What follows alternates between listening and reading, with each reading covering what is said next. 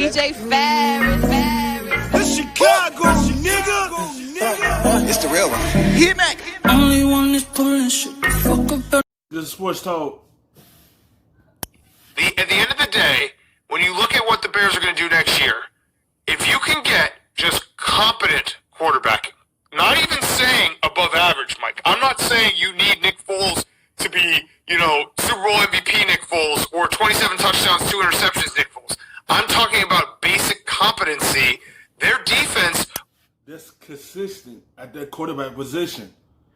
If they go with Mr. Trubisky, they just need him to manage the game.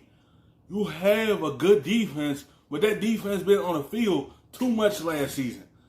That's why that team couldn't really win that many games, because the offense did not sustain drives. They kept putting the defense on the field, and it tired them out.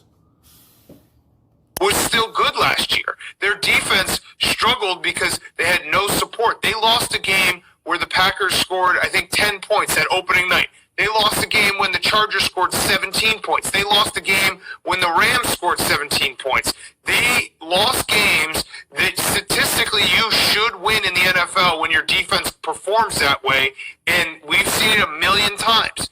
You have 3 or 4 games that could go either way, and you can flip those, and you get a little bit of luck, and that's really what it comes down to. When you look at all these teams and try to predict each season, there are teams that you know will be there, and there are teams that you know are good. But for the rest of the league, outside of the top 5 or 6 teams, for the rest of the league, it really... The only thing that's holding the Bears back is their offense. They just need the quarterback position to be consistent. Teams only win games how their quarterback plays on the field. And it shows last year how they lost the games, because their quarterback wasn't consistent.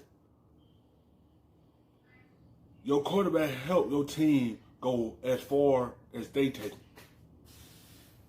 It does simply come down to a couple lucky bounces here and there that can change your season from 6-10 to 10-6 or 7-9 to 9-7 and get you in the playoffs. Let me ask you this. Last year, that was such a great spin zone. That felt so good. Oh, everyone's got a chance. Do you place the offensive blame on Mitchell Trubisky's inability to perform, or do you put it on Coach Matt Nagy's reluctance to transform the offense to suit the skills and abilities of Mitchell Trubisky? Because it feels like Nagy has always been trying to jam the square peg into the round hole, wanting a guy who can run his offense, not changing his offense so it matches and meshes with the skills of Trubisky. Who do you put the blame on for last year? I think it's equal. I mean, it has to be frustrating from Matt Nagy's perspective to be. It is equal. You got to put your quarterback in the best position to help your team win. It's up to Mitchell Trubisky. Don't try to force anything. Do what you did the year before. Run the football. Keep the defense on their toes. And everything behind the linebackers and the DBs will open up because they pay attention to the backfield. Matt Nagy had to put Mitchell Trubisky in the right direction to be able to help this team be good. Help this offense grow. They took a step back because they couldn't figure it out last season. Coaching someone like Mitch Trubisky who's not able to, perform what they're trying to install during the week. But at the same time, the great coaches in the NFL adapt, and they adapt to their skill sets, and they play their team's strengths, and they make sure that they get the most out of their quarterback. And I do think, watching the Bears, if you've watched Mitch Trubisky in the NFL, it's pretty obvious that he has some athleticism, and when you can run tempo and eliminate the amount of decisions he has to make when it's one read or run, when it's 2-minute offense, that's where he succeeds. And I think that the Bears not being able to do that definitely falls on Matt Nagy. I need to make one more observation about the Bears. This is something I said earlier in the week, and I want to know if you agree with me on this. It's both a compliment to the organization and, in a roundabout way, an insult. We were at Soldier Field for the game to start the season. I'd never been to Soldier Field before. I'd never been to Chicago before. Soldier Field is an impressive venue. Oh, it's beautiful. The fan base in Chicago is impressive. The city is first class.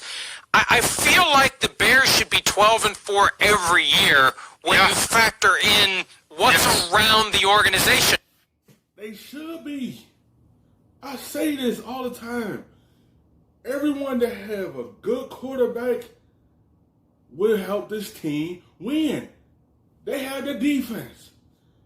They had offense. They just need the quarterback to be consistent.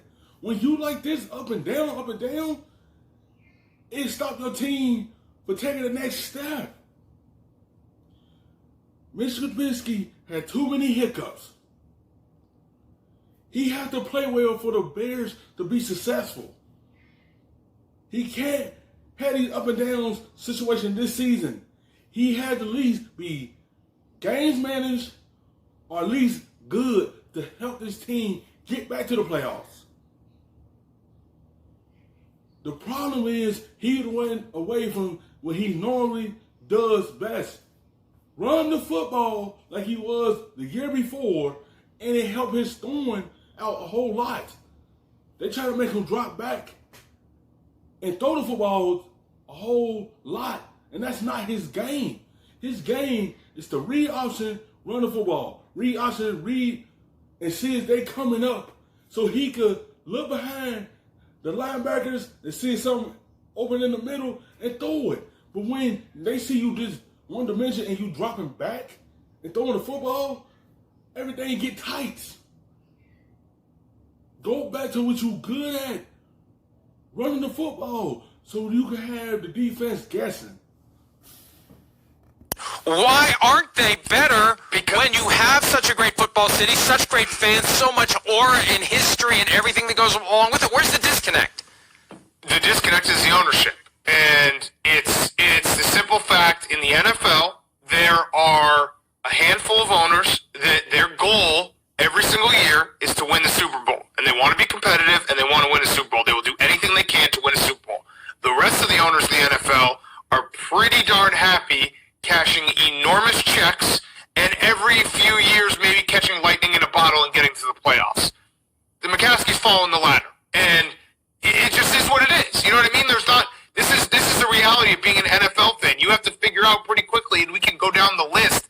There are owners that are adamant that they're going to spend every dollar and use every resource to try to win the Super Bowl every single year, and a lot of owners that just are happy to be there.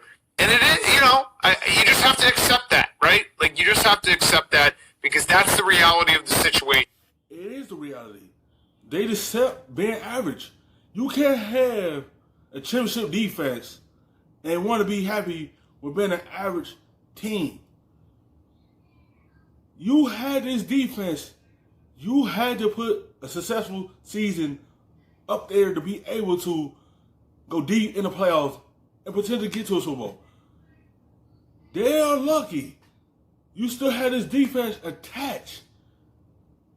They had to put some consistency together on that side of the football, the offense.